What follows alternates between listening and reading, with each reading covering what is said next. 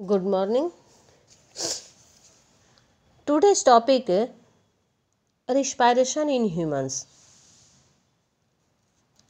इसके पहले वाले क्लास में हम लोगों ने inhalation, exhalation, respiration, breathing rate ये सब के बारे में जाने। आज हम लोग पढ़ेंगे रिस्पायरेशन इन ह्यूमंस, यानी ह्यूमंस में रिस्पायरेशन कैसे होता है। The main organ of human respiratory system are nose, nasal passage, trachea, bronchi, lungs and diaphragm. Our nose has two holes which are called nostril. There is a passage in the nose behind the nostril. This is called nasal passage. The nasal passage joins the nostril to the trachea. The trachea is a tube which is also called windpipe. The upper end of trachea has a voice box called larynx. The trachea branches into two smaller tubes called bronchi and its lower end. The two bronchi are connected to the two lungs, one to the left lung and other to the right lungs. ये हमारे respiratory system के organs हैं। जो respiratory system में organs होते हैं nose, nasal passage, trachea, bronchi, lungs and diaphragm. हमारे नाक में जो दो होल्स होते हैं उसको हम नॉस्ट्रिल कहते हैं और ये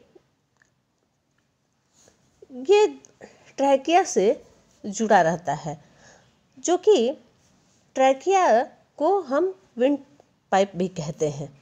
और ट्रैकिया के ऊपर एक वॉइस बॉक्स होता है जिसको लैरिंक्स कहते हैं। और ट्रैकिया तो स्मॉल ट्यूब्स में उसका ब्रांचेज होता है जिसको ब्रोंकी कहते हैं। और ये दोनों ब्रोंकी जो होते हैं ये दोनों लंग से कनेक्टेड होते हैं, एक लेफ्ट और दूसरा राइट। ये तो हमारे रिस्पायरेटरी सिस्टम के ऑर्गन्स हो गए,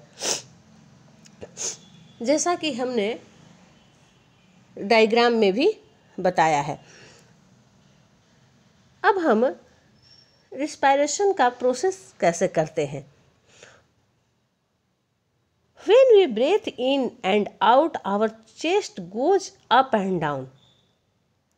When we breathe in air, our chest cavity expand. जब हम सांस को अंदर लेते हैं तो हमारा जो चेस्ट कैविटी होता है वो एक्सपेंड करता है, यानी उसमें फैलाव होता है।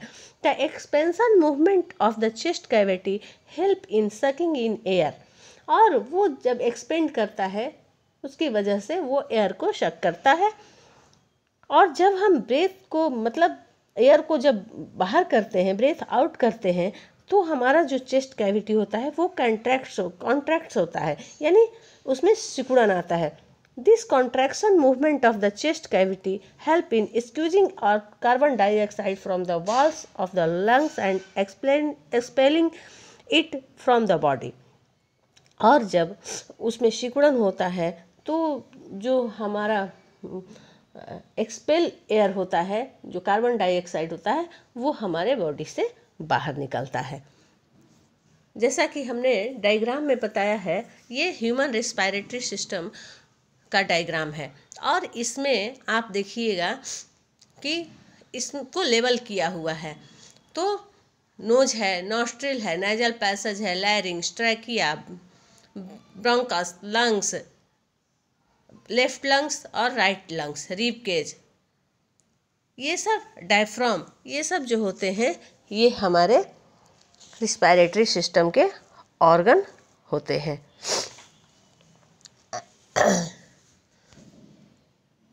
मैं आपको होमवर्क दे रही हूँ। Draw the human respiratory system. Human respiratory system का फिगर ड्रॉ करके लाइएगा। थैंक्स।